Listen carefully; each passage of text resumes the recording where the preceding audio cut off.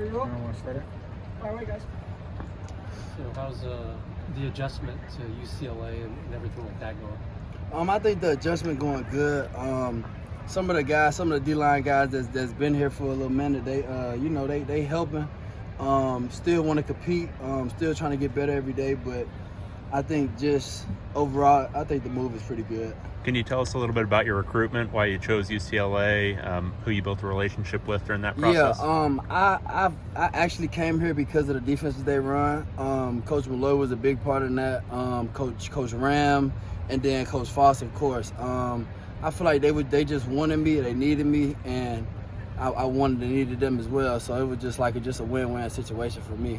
On making this move, what is your mindset coming into a spring like this and competing? I think just showing the coaches what I can do over and over again, being consistent, being physical, and just showing them I still know how to play ball.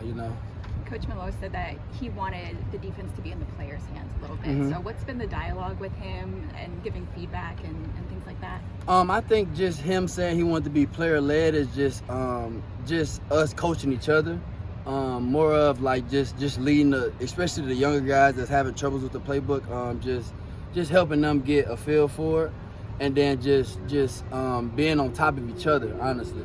Were you able to learn the playbook really quickly? Definitely. What do you think allowed you to kind of digest that so quickly? I think just being in college and being around different playbooks, I think that's the main thing for me. You mentioned, the pitch, as far as the defense. How do they see you as far as how they'd like to use you and your strengths right now? I'll just say at end and at tackle, just like I was doing at Arkansas. But really just getting after the ball, honestly. Speaking of the coaching staff, they kind of pride themselves on being really personable, a cohesive unit. What can you say about Coach Franklin, Coach Malloe, and what you're seeing so far from the coaching staff? I say they are very passionate.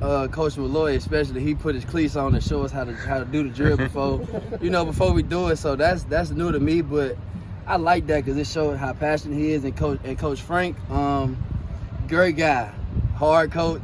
He's been around the game for a long time. So just hearing the message instead of how it's coming out, I think that's the biggest thing about him. You mentioned when you first got here being welcomed by the veterans that are already here, and then you've also mentioned, looking at leadership roles. How do you balance that being at a new place, but also being experienced enough to where, you could also carve out a leadership role, but you're also still new here? I say just balance them. Just not getting too high and not getting too low. Like if I mess up on the play, take the coaching from my teammates, hear how they saying it. Hear what they saying and not how they saying it. And I feel like what I know, I could teach what I know, and then I ask questions as well. So just being a voice and being a listening ear. For UCLA fans who maybe haven't seen a lot of you, how would you describe your game? What are your strengths? I say I'm fast, twitchy, physical, and I like to be a leader and a cheerleader for my teammates on the field. Based on the feedback you're getting from Coach Franklin, Coach Malloe, what do you see your role? How do you see your role shaping up on the team, both on and off the field? Just as a leader, as a hard worker, really just going out there to play ball. When we've talked to Coach Malloe in the past, he's always mentioned how the defense is unorthodox. What's maybe some of the things that you've had to maybe unlearn from your previous stop at Arkansas that you kind of had to get used to here? Really just like a lot of the little details, like a crossover run, like hard shoulder, I think it's the little things that make a big impact on the field. So just unlearning a lot of stuff that I learned in the past, just to learn new things and open my brain some more. Being in Los Angeles, just the location alone, what does that offer in terms of opportunities for personal branding, building that type of thing? It's a lot of people, especially being in Westwood. You just gotta put your name out there. My agent and some more people around my agency has been helping me a lot with my branding. So really just trying to meet a lot of people and put faces to names, honestly. And to piggyback on that, how have you adjusted living in LA and outside of the field? Everything. I'll say I have a dog, so I like to just chill with my dog.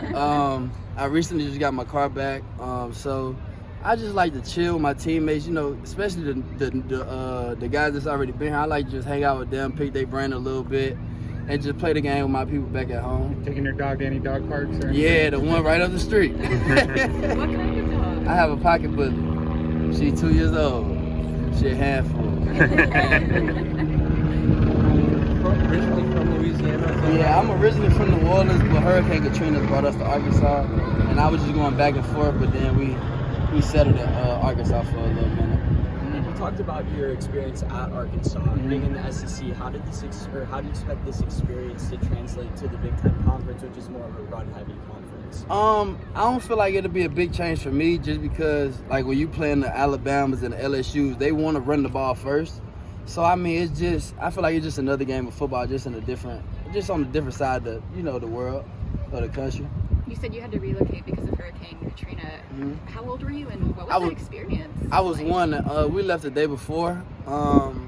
My people always telling me stories about what was going on, but that's really all I can tell you. It was rough because we was trying to go to Texas, and then we got relocated to Arkansas, so it was a whole big deal. So, like, what's the culture of your family then? It seems like very adaptable. Like, Yeah, definitely. making it work. Yeah, but most of my people moved back to New Orleans a couple years after, so it was just me, my mom, my dad, and two of my brothers and sisters. Anything else, guys? Who are some of the brands that you're working with, and what do you want to accomplish here? I'm working with. We're trying to get a deal with Tilt. It's like just a little clothing brand in Inglewood, I believe, and then it's a Factory Lab, like a little shoe comfortable branding company, and just some other stuff we got working. It seems like you're trying to partner with like small businesses. Yeah. Or, like, is that kind of what you're trying to elevate? I feel like we're just gonna start small and then just keep on going up. Once I get a bigger name for myself out here. Any dream deal? Not as of right now. I don't think. For the dog, maybe. There you go. That's what I Dog need to find. Yeah, I need to find some of that. It also just seems like you guys are having a ton of fun out there, just out on the practice field as well. So, just curious, just as a player, how has Deshaun Foster really built a culture here in his second year? I feel like he built a great culture. Just like I say, the first week of practice, he told us, and it's been sticking with me. Play the game like a child, but don't be childish. So it's like you want to have fun, but you don't want to, have too much fun. Like you want to stay level. So that's been the biggest thing that stuck with me while on the field. There you go. Thanks, Nico. Thanks, I man. appreciate